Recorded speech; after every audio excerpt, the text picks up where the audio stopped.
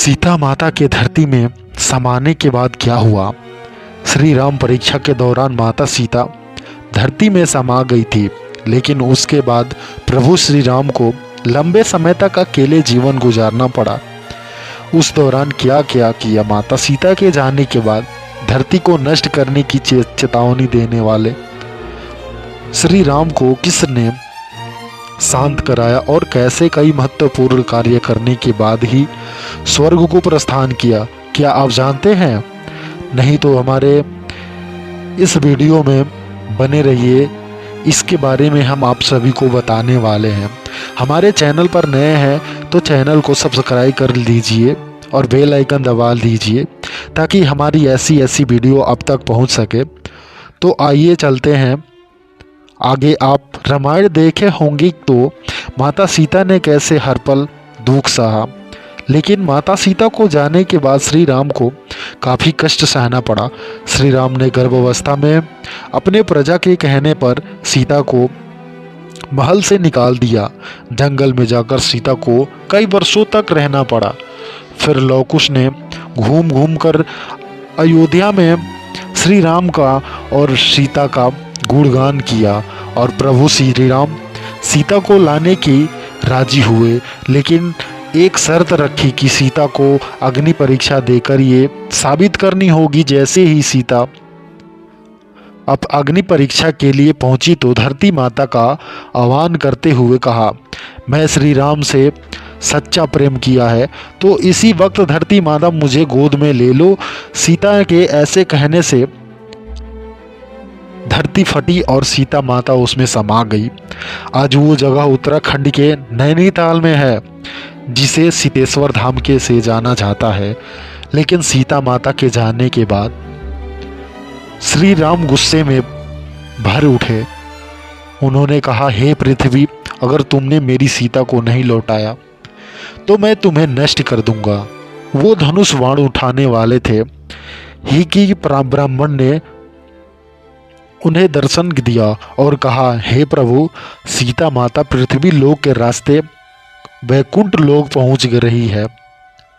आपका भी समय पूरा होने वाला है। उसी समय ऋषि वाल्मीकि और वशिष्ठ ने श्री राम को समझाया कि ये वक्त विलाप और क्रोध करने का नहीं है, बल्कि राजकार्य का है। तब श्री राम ने लव कुश को गले से लगाया और फिर उन्हें राजकाज की शिक्षा देने लगे। श्री राम ने कुश को अयोध्या और लव को लवपुरी का राजा बनाया। एक दिन श्री राम अपने कामकाज में व्यस्त थे, तभी एक ऋषि आए और कहा कि मैं अकेले में आपसे कुछ वार्तालाप करना चाहता हूँ। श्री राम ने कहा, ठीक है, लेकिन जैसी ही बातचीत शुरू हुई ऋषि ने शर्त रख दी। ऋषि ने कहा कि आप मुझे वचन दीजिए, अगर हम दोनों के बीच कोई बातचीत सुने तो आप उसे मृत्यु दंड देंगे। हमारी बातचीत गोपनीय होनी चाहिए। बाहर का सुरक्षा घेरा इतना मजबूत हो कि कोई उसे भेद कर अंदर ना आ सके। तभी श्री राम ने लक्ष्मण को बुलाया, कहा कि सुरक्षा की कामना तुम खुद संभालो और जब तक मैं ना कहूं तब तक कोई महल के अंदर ना आ पावे। ये सुनिश्चित करो। बड़े भैया के आदेश पर लक्ष्मण सुरक्षा में तैनात हो गए। उसके बाद ऋषि ने महाकाल का भेष धारण करके कहा, हे प्रभु, पृथ्वी पर आपका समय पूरा हो गया।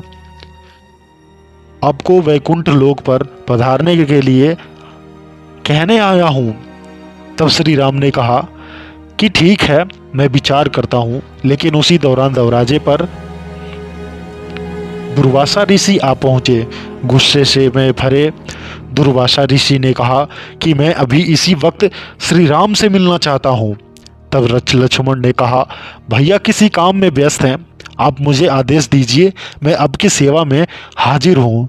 लेकिन दुर्वासा ऋषि की श्री राम से मुलाकात पर अड़े रहे। आखिर में दुर्वासा ऋषि गुस्से में आकर कहा कि अगर तुमने मुझे रोका या रोकने की कोशिश की तो मैं साथ अयोध्या नगरी को नष्ट कर दूंगा। ये सुनते लक्ष्मण चिंतित हो उठे और उन्हें लगा समस्त अयोध्या को बचाने के लिए अगर मुझे अपनी प्राणों की आहुति देनी पड़े तो मुझे स्वीकार लेना चाहिए। और वो तुरंत भागकर उस कमरे में गए जिस कमरे में प्रभु श्री राम और महाकाल बैठे थे।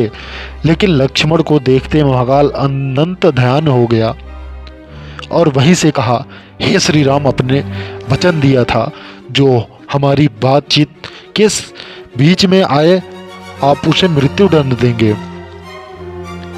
इसीलिए अपने वचन को पूरा कीजिए। तब श्री राम ने दूसरे दिन अपने प्राणों से प्रिय लक्ष्मण को मृत्यु दंड का आदेश दिया। अब श्री राम पूरी तरह से गीले हो गए हैं। उनके अपमानित अपने राजकाज से ऊब चुके थे। तब उन्होंने एक विचार किया कि अब अपने परलोक को प्रस्थान करना चाहिए।